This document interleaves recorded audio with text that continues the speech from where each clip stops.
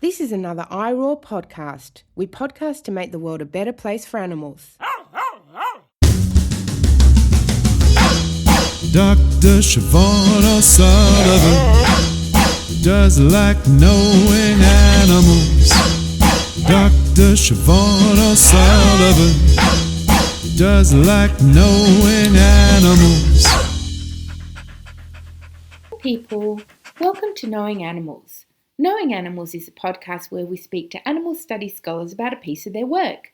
I'm Siobhan O'Sullivan and I do like knowing animals.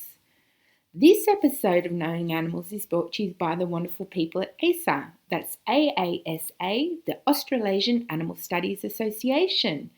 At the moment, AASA is doing something really exciting. It's got new prizes on offer for animal studies scholars. So if you're an animal studies scholar or an artist and you like winning prizes, go over to the AASA website and check out all the things that are happening there. Now, this episode is also brought to you by the wonderful people at Animal Publics.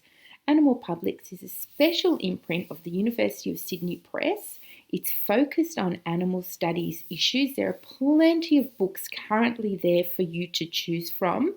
If you're in a position to buy the books, please go ahead and buy them. If not, I always say to people, think about ordering them for your university library because then they are there for other people to also enjoy. Okay, now it's so wonderful to be recording this episode and indeed in real life. So this is about the first time I've recorded face-to-face with somebody in perhaps 18 months. So it is such a very, very great pleasure to be joined by Professor Danielle Celermajer. Celermajer. Sorry, Danny, we just practiced your name. Listeners of the show know that I routinely ask people and then I get jittery as soon as it all starts off and I mispronounce it. But Danny is a professor of sociology at the University of Sydney. And today we're going to discuss her beautiful book, which is called Summertime Reflections on a Vanishing Future. And it's by Penguin Random House. It was published in 2021. And as I must say, it's an absolute must read and also something that I would love to think is in every library. So please think about ordering a copy of the book, if not for yourself, for your library. Welcome to the podcast, Danny. Thank you, Siobhan. It's a joy to be here. And actually, the last time that we were supposed to see each other was to record a podcast, and it was on the 28th of December 2019, which was the day that we ended up evacuating all of our non-human animals in the Black Summer fires. So now to be speaking about summertime 18 months later or a little more is quite remarkable. It's so poignant, Danny, and one of the things I felt while I was reading the book is even though it's from a distance, I really did feel as though I had kind of lived the book. So could you tell us a little bit about what it's about and why you wrote it? That's an important observation. It's important to me that that's the effect that it had, because one of the main motivations for me writing the book was that even those of us who think that we know about the unfolding climate catastrophe, there's knowing and there's knowing. I thought I knew until September 2019 when the Gondwana rainforest in the north of New South Wales started to burn. And we live, the intentional multi-species community in which I live is in a rainforest. And so even though Australia is a fire brazen country, I thought that we had this shield of protection around us. Rainforests don't burn. And when that rainforest burnt, climate catastrophe entered my body with a different type of truth.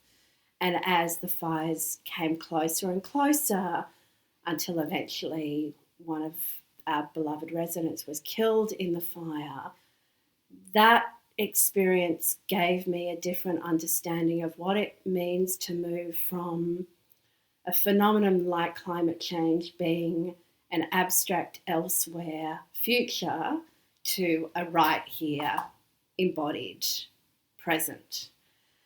And so as valuable as much of our scholarship is, I wanted to write in a way that could bring others as close as possible to that visceral encounter with the reality of loss, of grief, of fear, of rage, and the perceptual and emotional confrontation with what it feels like not to encounter climate change in some abstract way, but as a force which is threatening what you most love. Yes, Danny, I remember so very vividly. As you say, I was going to drive up to see you, and we were going to record an episode of the podcast with the animals, and you rang and you said, "Look, we're a little bit nervous, but this is safe area. We know it's going to be okay." And then you rang and you said, "Don't come." And it was so significant and so memorable for me. Well, to give the listeners a sense, and to this day I've still not seen your property, sadly. I hope to see it one day soon. But can you start by telling us what inspired you to kind of set up the sanctuary, to work with the animals, to bring the animals, the kind of place that you live, where your multi-species community? So maybe I'll start that question by speaking as the type of scholar that I try to be, that I'm a materialist. And what that means is I don't think that we make radical changes in the way that we understand the world in the abstract. I think that what we care about, how we think about ethics, how we think about responsibility are outcomes of the way in which we move through the world. Who do we spend time with? Who appears when we walk around in our day-to-day lives? With whom are we intimate?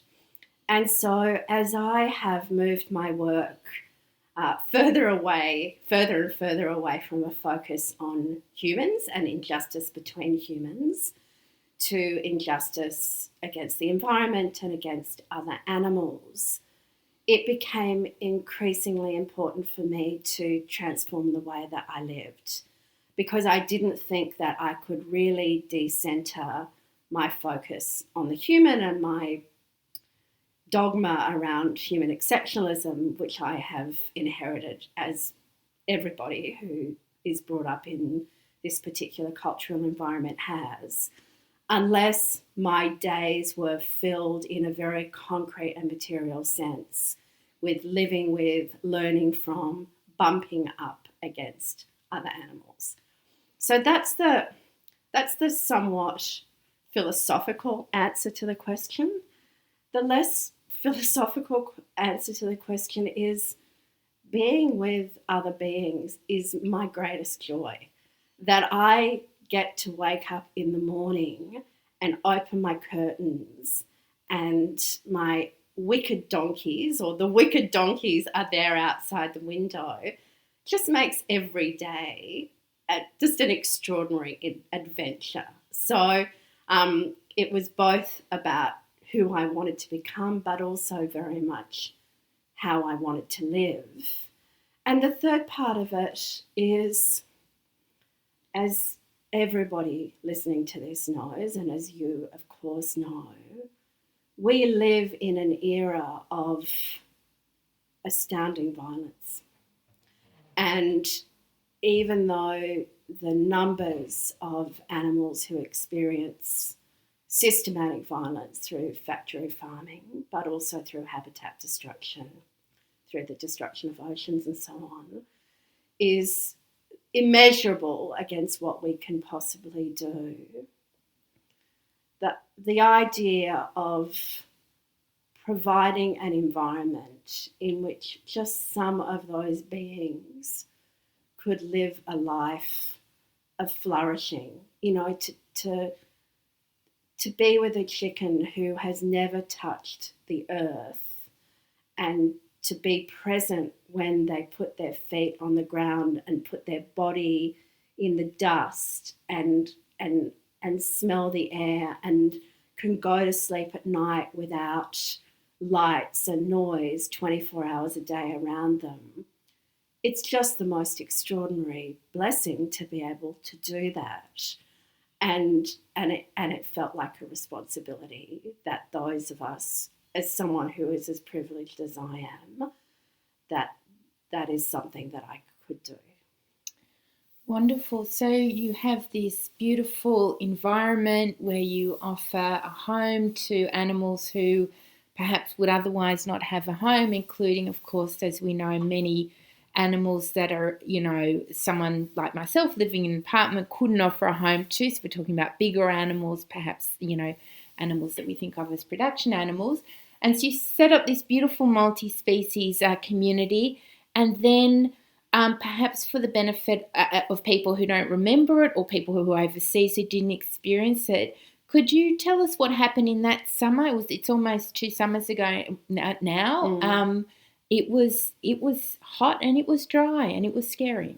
So we had several years of searing drought. As I said earlier, I live in the rainforest, and one of the experiences that I had of the drought, again, the difference between an abstract experience and embodied concrete experience. I remember walking down to the river, and rather than it being this dank hummus under my feet, it was crunchy. The leaves were crunchy. So as we came out of the winter, people knew that it was going to be a devastating fire season. And we refer to it as the Black Summer Fires, but in fact the fires started in September.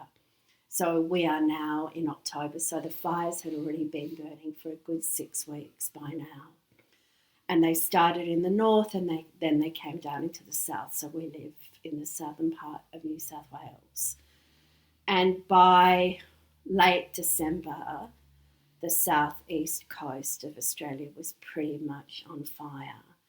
And even people who live in urban centres, you often couldn't see your hand in front of your face in Sydney.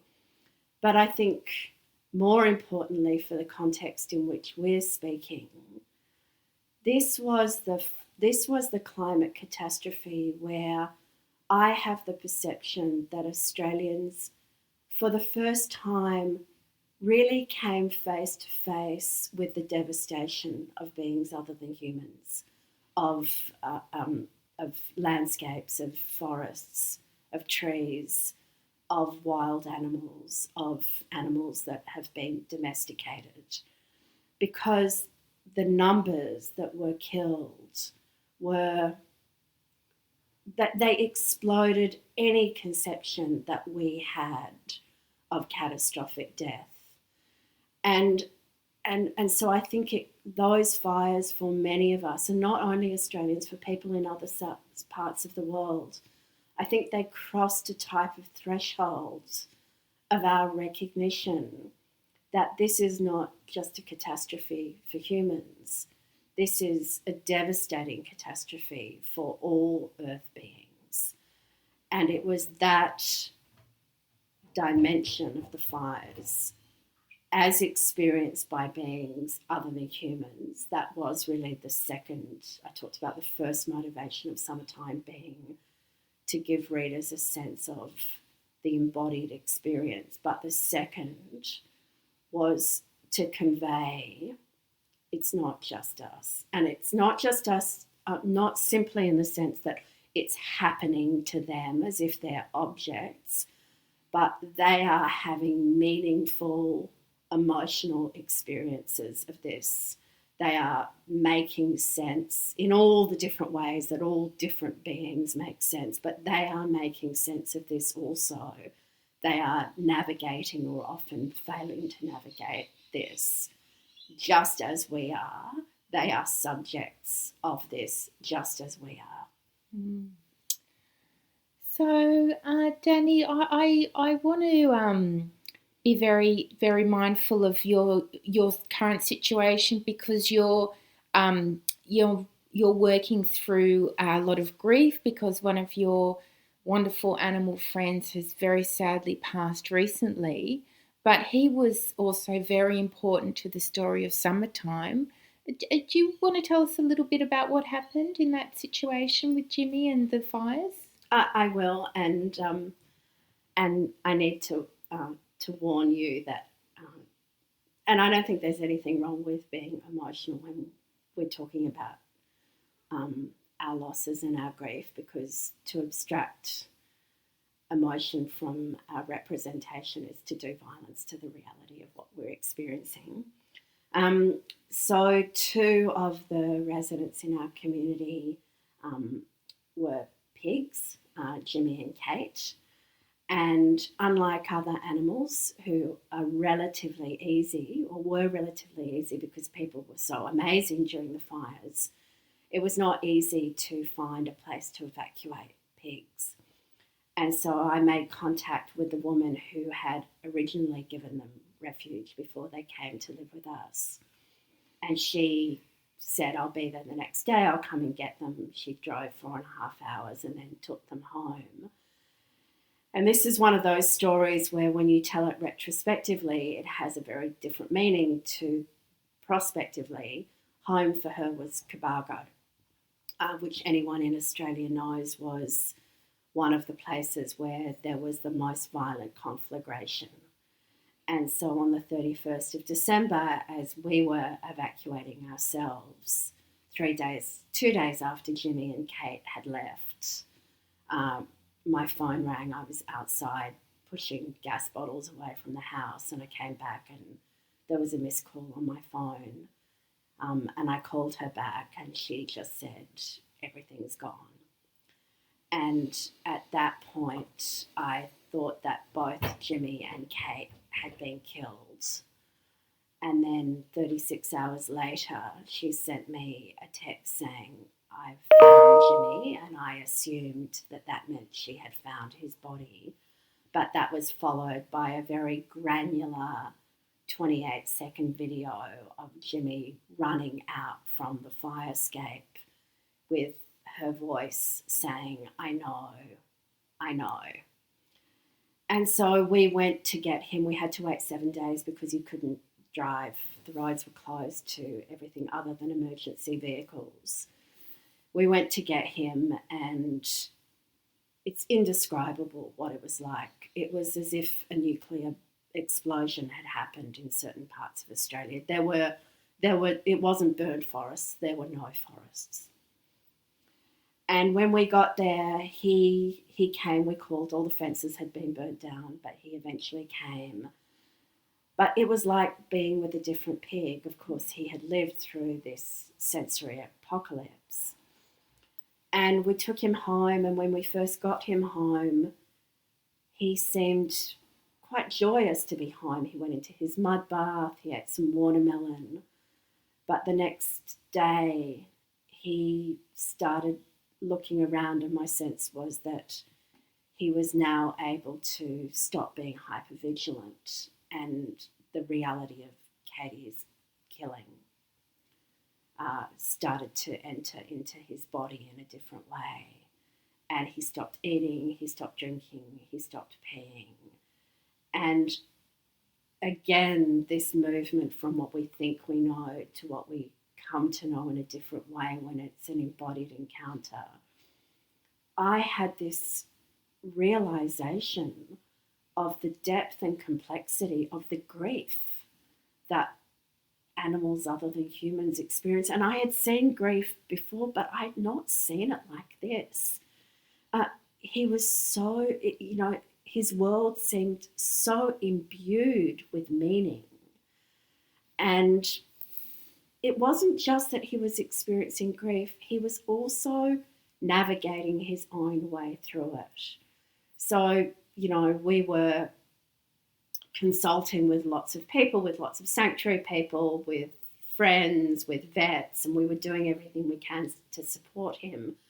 But he was also taking himself to his world, as I called it, to the forest that he could go down into, and digging himself into the ground and healing himself. And he did heal himself. also we thought he'd healed himself. As you said, he died just 2 weeks ago, and I think probably the effects of the fire in his body had a slow violence that ended his life. But between the time when he healed himself after the fires and the time that he died, he also returned to life with the most extraordinary embrace of life. Jimmy was everybody's friend. Jimmy would go up to, much to the distress of the horses, he would go up and want to touch noses with them, and he was a great teacher. Wonderful. Well, Danny, I know that we have quite a few listeners who perhaps aspire to having their own sanctuary. Perhaps they do have their own sanctuary. Perhaps they've got a small number of rescue animals and hope to have more. And I know that you are quite well networked with people who are interested in sanctuary work and indeed have sanctuary work. I feel it would be remiss of me not to ask you to share some insights to people listening who are perhaps thinking they themselves would like to have a sanctuary. You've obviously gotten a lot out of knowing Jimmy and everyone else. What are your thoughts on that, the community of animals, having animals around and offering refuge? Is that for everyone, or is it what are your thoughts? It's definitely an extraordinary life transformative experience. And it's a life transformative experience in the sense that it is a complete commitment. Anyone who, and I have very small, it's a micro sanctuary, people who have sanctuaries with many, many animals, every aspect of their life becomes committed to that, financially, time-wise. Your conception of holidays changes quite significantly because of to whom you are responsible. So it's a very serious commitment. I also see it as one of the greatest things that you can do. And maybe I'll just share a brief anecdote. So when we were building our house one day, we were living in the barn, and the head builder called me, and he said, he knows I'm vegan and he knows I'm an animal activist, and he called and he said, Danny, I'm in town and I want to bring the guys up some bacon and egg sandwiches, and I want to know if that's okay with you. And I remember thinking at the time, what a tragedy that their imagination of pleasure around a pig or a chicken goes to the what it feels like on your tongue to eat them, as distinct from the infinite joy and grief, but the myriad emotions that one can get to experience in a friendship with those animals. And so, I feel like one of the effects of living on a sanctuary, of living in a multi-species community, is that there are so many more people to be friends with, and so many more types of friendships that you get to have. And friendships with other animals are very different. They're different to each other. Being friends with a chicken is very different to being friends with a donkey, very different to being friends with a human. But then in turn, what you learn about your own experience is radically expanded. Oh, wonderful. Well, Danny, I really do hope that everyone listening does think about either buying a copy of the book for themselves or, as I say, ordering it for their library. Do you want to read us a little section before we move on to the 5 quick questions? Or Sure. Yeah. Give us a little sampler. So I'll read a section about Jimmy because I think of Jimmy as my co-author. one of my co-authors, but my most important co-author. And this section, which is in the book, but I in fact wrote it pretty much in situ, so it's written out of my present experience of that world.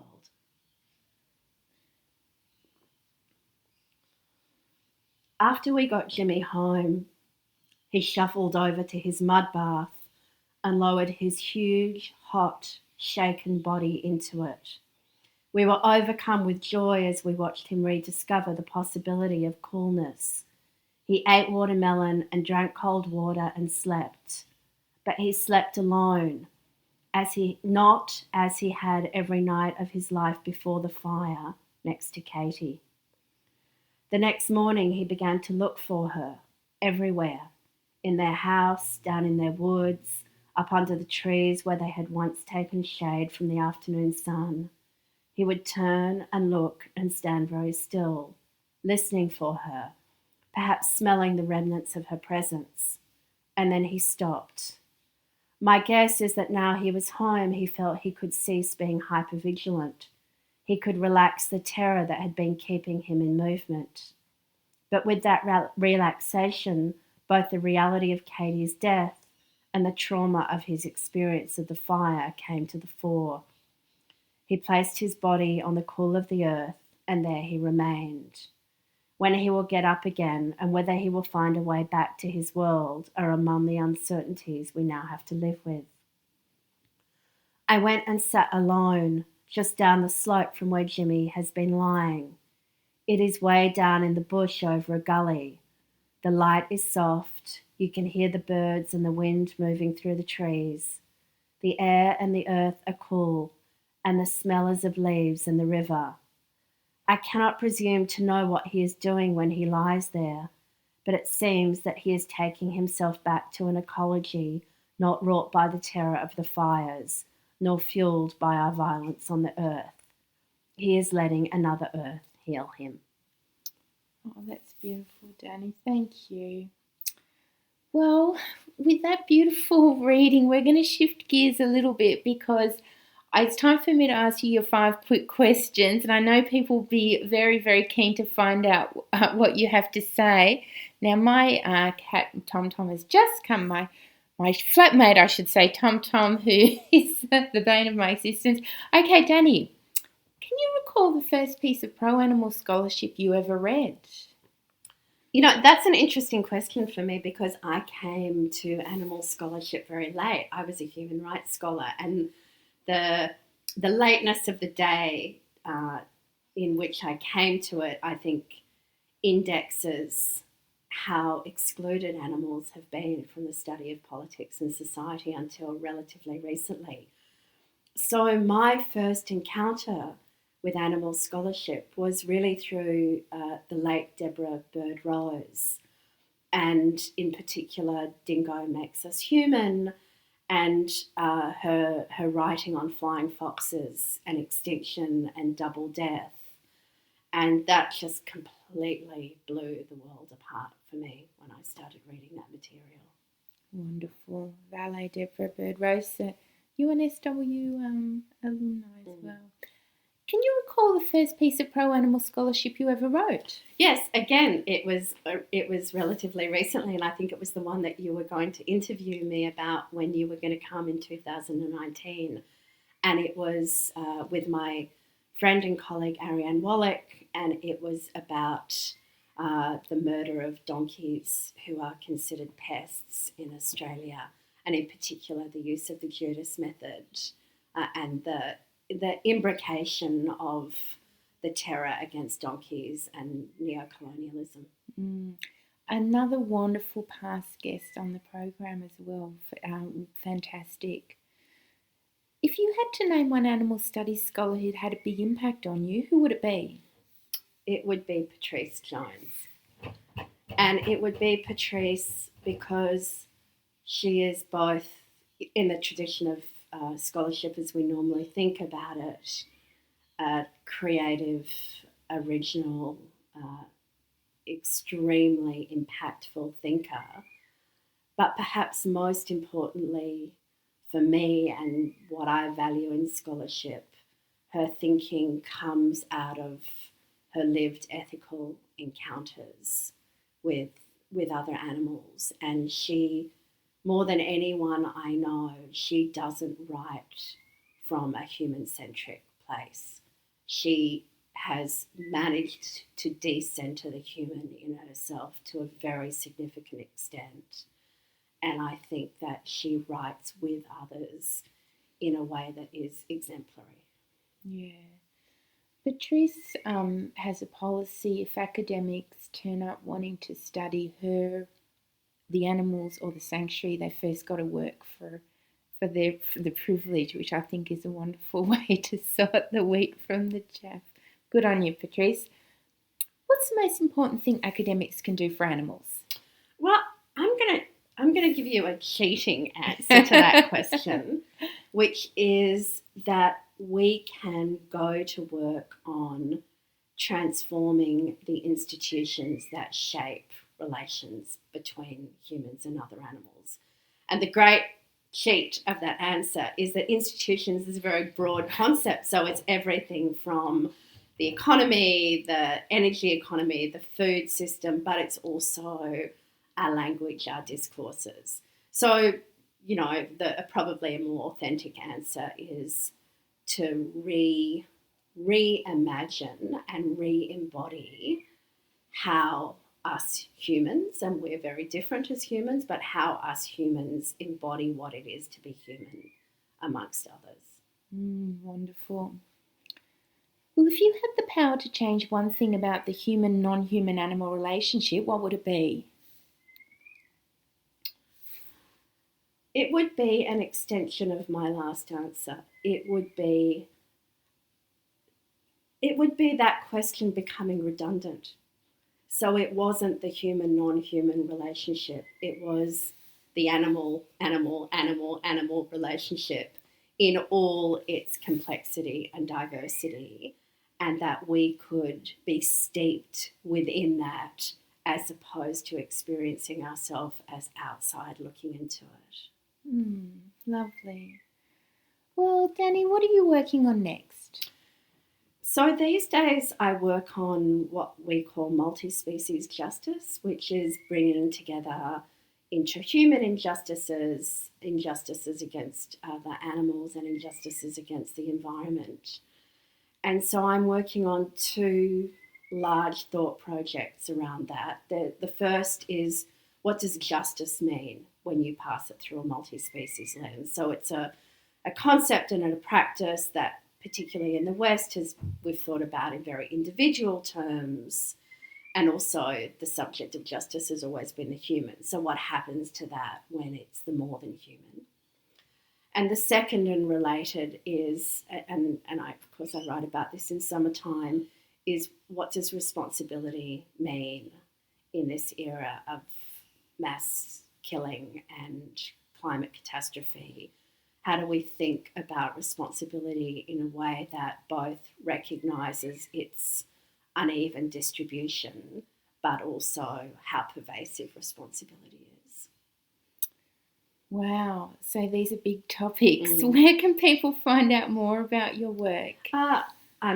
As you said, I'm the Deputy Director at the Sydney Environment Institute, so they can look up the Sydney Environment Institute, or they can look me up in the Department of Sociology and Social Policy at the University of Sydney.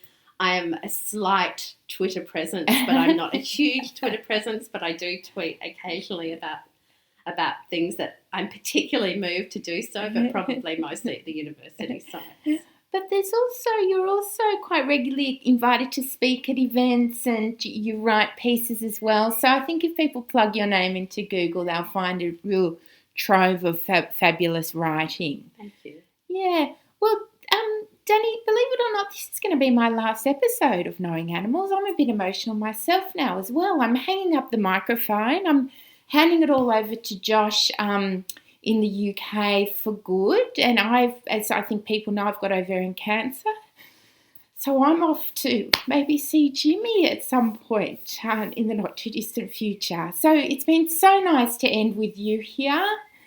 thank you so much for coming to speak to us. I feel so gifted to have this place, and because I have a mic in my hand and I am also one of your listeners, I just know everybody who is listening to you and who is listening to this feels such enormous gratitude for the work that you have been doing all these years, and the way that you have created a community amongst us as listeners, as writers, as grievers, as activists, as people who share a commitment, and you have so embodied that. I'm just very grateful. Thank you, Danny. I thought it might be a little bit emotional talking about Jimmy. I didn't realise I was going to be this emotional, but that's very, very touching of you to say that. I really appreciate it, and I hope these episodes can live on, long after I've gone off to the next realm. But thank you so much, and thank you so much to the listeners. I'm Siobhan O'Sullivan, and I do like. For more great iRaw podcasts, visit irawpod.com. That's IROARPOD.com.